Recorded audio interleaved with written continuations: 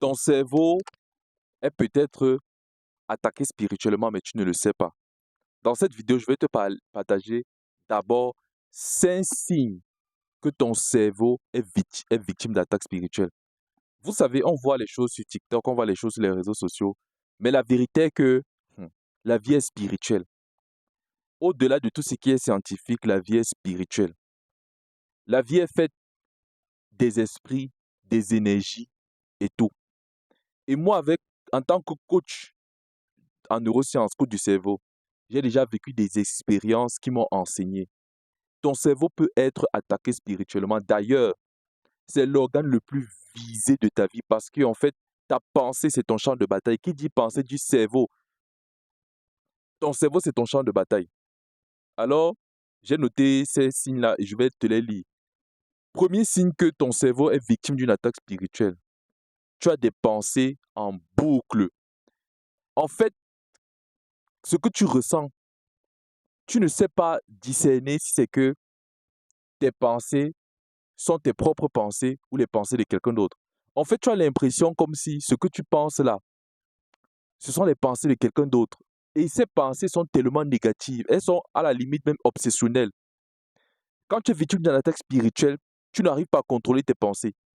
Tu n'arrives pas à contrôler tes pensées. C'est comme si tes pensées t'obsèdent, elles te contrôlent, comme si elles t'oppressaient, elles te forçaient à penser la même chose encore et encore.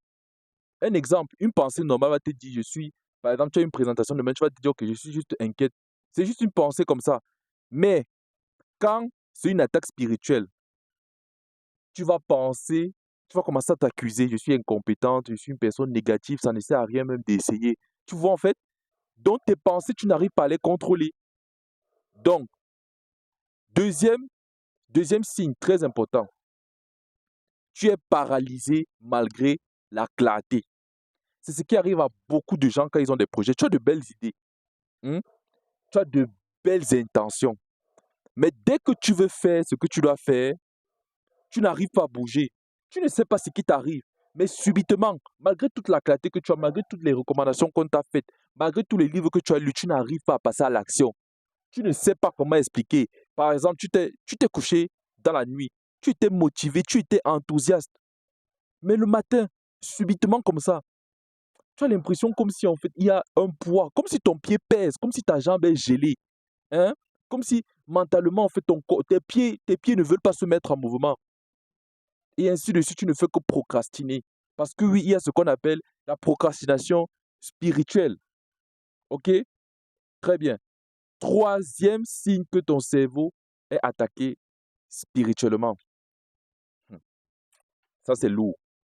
Tu répètes les mêmes schémas émotionnels, mentaux, malgré ton intention de les arrêter. Par exemple, tu as dit, OK, aujourd'hui, je décide d'arrêter ci, je décide d'arrêter ça. Tu as pris les engagements, je vais tolérer si je ne vais plus faire ça, je ne vais plus faire ça. Tu es même déterminé, tu as toute la détermination du monde. Cependant, après, tu te retrouves en train de refaire la même chose. Il y a eu des saisons où tu étais discipliné, mais après, tu as l'impression en fait que c'est devenu comme une obsession. Tous les anciens mauvais comportements que tu avais arrêtés, certaines addictions que tu avais même arrêtées, tu les vois revenir encore et encore, encore et encore. C'est comme si en fait ce comportement-là s'imposait à toi, malgré que tu as dit que je ne veux pas, malgré que je ne comprends pas pourquoi.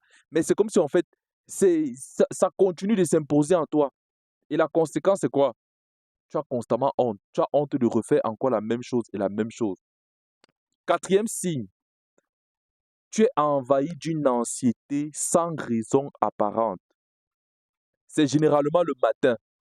Tu te réveilles. Subitement, tu es envahi par des pensées de peur, des pensées anxieuses. Tu entends des voix qui vont te dire, par exemple, que tu vas faire l'accident, tu vas mourir, ou quelqu'un de ta famille, quelque chose de mauvais va lui arriver. Et tu es tourmenté par ça, en fait. Donc, l'anxiété, là, se transforme en tourment. Tu ne vois que le négatif. Tu as l'impression comme si, en fait, ta vie va se détruire. Tu as l'impression comme si tu vas échouer. En fait, tu es tellement anxieux.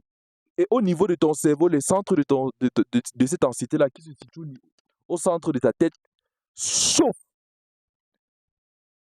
Parfois, tu vas dire, mais attends, je ne sais pas ce qui se passe dans ma tête. J'ai l'impression que je ne sais pas d'où ça vient, mais depuis le matin, je me sens anxieux. Je me sens. Oh, bref, tu es seulement troublé, tourmenté par l'anxiété. Voilà. Maintenant, on va parler du dernier signe. Hmm. La culpabilité qui ne disparaît pas. Même quand tu sais que tu as fait quelque chose de bon et que tu n'as rien fait de mal. Peut-être tu t'es senti comme ça. Tu t'es senti tellement coupable. Genre, de là à là, tu n'as rien fait de mal. Mais tu entends des pensées qui t'accusent. Tu entends des pensées d'autocondamnation. Tu entends des pensées d'auto-jugement.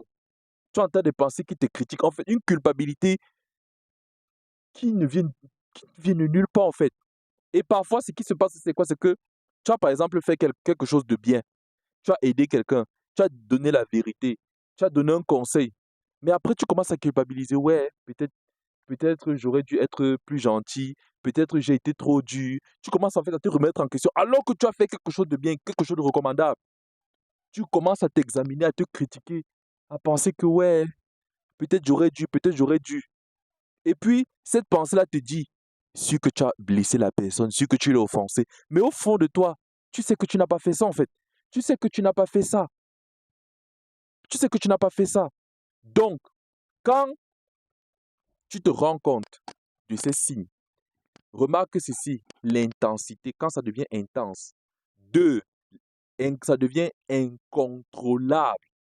Quand tu n'arrives plus à contrôler ça. 3, imprévisible. Quand tu n'arrives plus à prévoir, quand tu n'avais même pas prévu. Et aussi, quand tu as l'impression, en fait, comme si c'est un poids qu'on a déposé sur toi, c'est le signe que ton cerveau est sous attaque spirituelle. Dans la prochaine vidéo, je vais te parler comment on gère les attaques spirituelles qui attaquent contre ton cerveau. Dis-moi en commentaire où tu t'es reconnu. Et si tu veux plus de détails, en savoir plus, n'hésite pas à me contacter, on va en discuter. Je pourrais t'aider.